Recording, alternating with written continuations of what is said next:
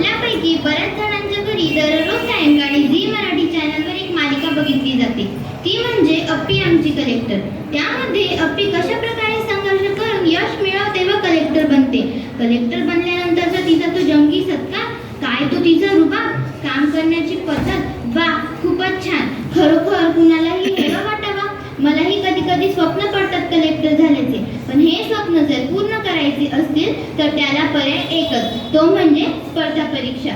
मित्रांनो, आजचे युग हे स्पर्धेचे युग आहे, म्हणून अगदी इयत्ता पहिलीपासून विद्यार्थ्यांना स्पर्धात्मक परीक्षेचा सराव दिला जातो.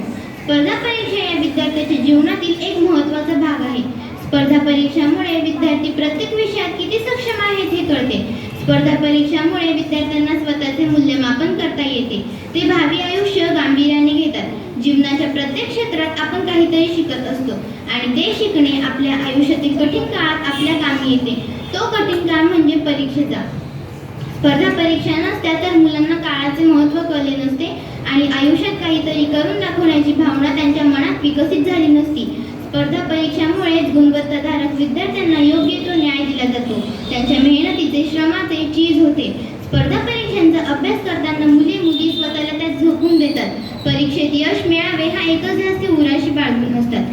अभ्यासाच्या व्यसनामुळे इतर व्यसनापासून आपोआप दूर होतात. त्यांना सामाजिक प्रश्नांची जाणीव होते, म्हणूनच तरुणाई योग्य दिशेने वाटचाल करते. स्पर्धा परीक्षांद्वारे राष्ट्राला, समाजाला हुशार, बुद्धिमान असे अधिकारी मिळतात, जे समाजाची, लोकांची चांगल्या प्रकारे सेवा करू शकतात, राष्ट्राच्या विकासात योग्य हातभार लावू शकतात. परंतु या ठिकाणी एक गोष्ट आवर्जून सांगावीशी वाटते की यश व अपयश या एकाच नाण्याच्या दोन बाजू असतात. त्यामुळे कोणत्याही परीक्षा या तणावाखाली न देता परीक्षेत मिळणारे अपयश पचवण्याची क्षमता पालकांनी व समाजाने मुलांमध्ये निर्माण केली पाहिजे.